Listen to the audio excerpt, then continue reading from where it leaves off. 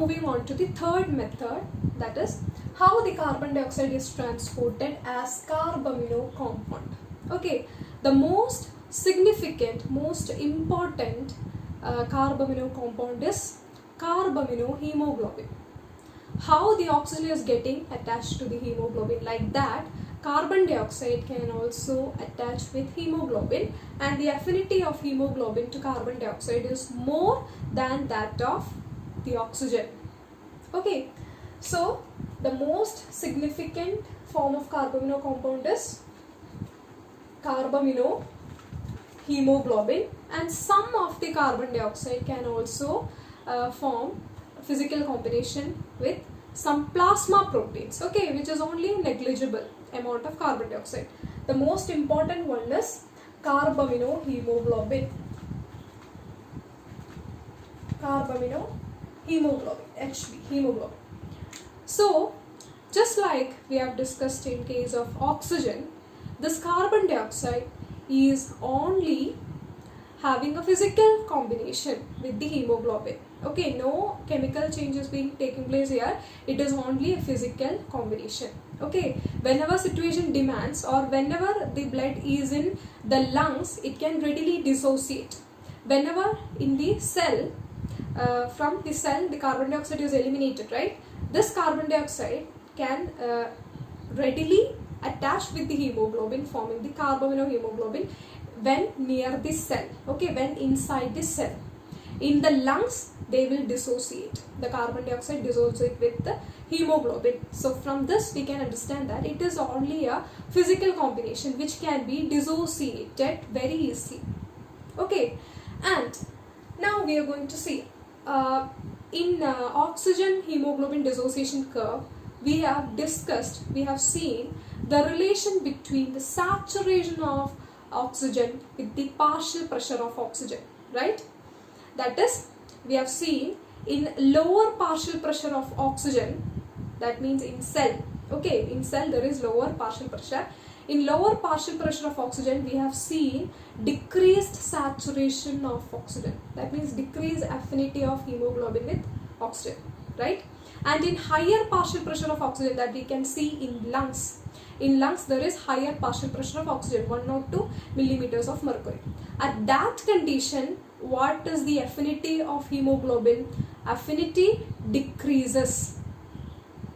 Sorry, the affinity increases, okay. So the carbon dioxide, so the oxygen, okay, now we are talking about the oxygen. The oxygen can readily grab, the hemoglobin can readily grab the oxygen. That means the affinity is very much significant in lungs where there is higher partial pressure. Okay, this is the relation between the saturation of oxygen and partial pressure of oxygen, like we have discussed in the oxygen hemoglobin dissociation curve. The same thing we can see here.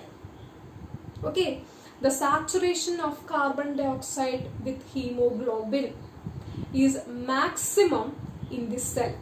That means there we can see the partial pressure, increased partial pressure of carbon dioxide. Okay, when there is increased partial pressure of carbon dioxide, that is in cell, the CO2 will be having maximum, the HB, okay, HB hemoglobin is having maximum affinity to carbon dioxide. Okay, just like the way we have discussed in oxygen. And if the partial pressure of CO2 is less, where we can see the less partial pressure of carbon dioxide, it is in the lungs or it is in the alveoli, right?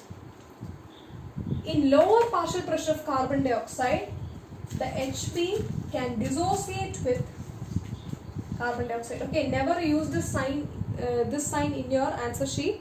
You will have to write the hemoglobin dissociated with carbon dioxide in the lungs.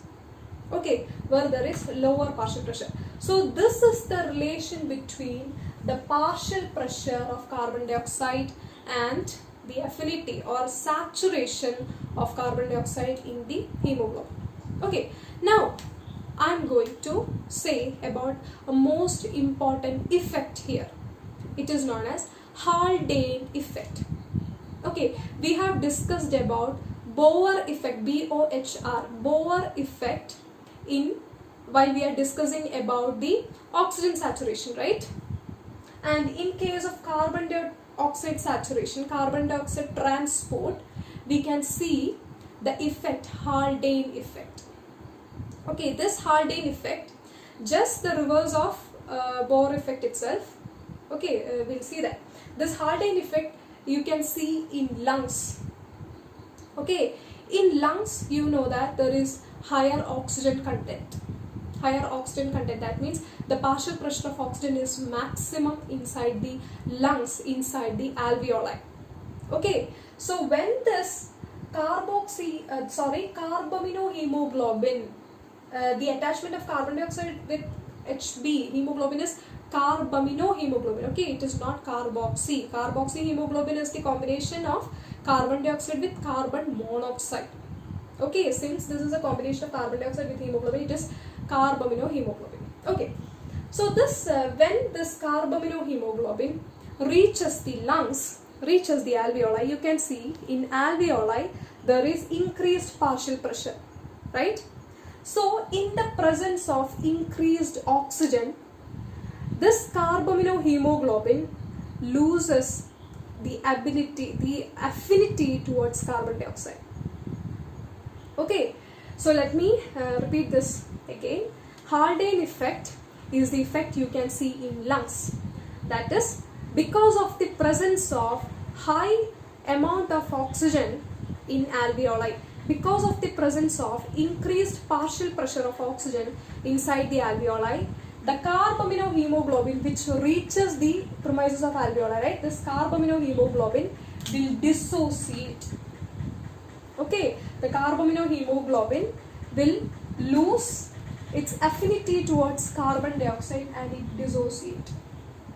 In Bohr effect, what we have seen, while this oxyhemoglobin is coming into the cell, when the oxyhemoglobin is coming into the cell, that is oxyhemoglobin, when it is coming into the cell, there is more carbon dioxide here, right? In the presence of more carbon dioxide, the oxygen will dissociate with hemoglobin and this oxygen is coming into the cell.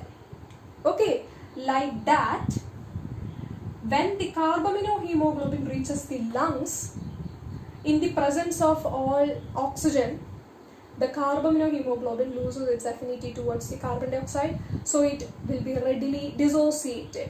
Okay, so the carbon dioxide will separate from the hemoglobin, and this carbon dioxide which is in the gaseous form, okay, this carbon dioxide which is obtained in the pulmonary capillary, it diffuses to the alveoli. From the alveoli to the rest, through the rest of the respiratory tract, it moves out through expiration. Okay, so this is how the transport of carbon dioxide occurs as carbaminohemoglobin, and the effect is very important. It is known as Haldane effect. Just like the way in the presence of CO2, oxyhemoglobin dissociate, the carbaminohemoglobin dissociate in the lungs in the presence of increased oxygen. Okay, in the presence of increased oxygen, carbaminohemoglobin dissociate to form carbon dioxide and Hp. This carbon dioxide is later eliminated through expiration. Okay, so I hope this is very clear to you. Thank you.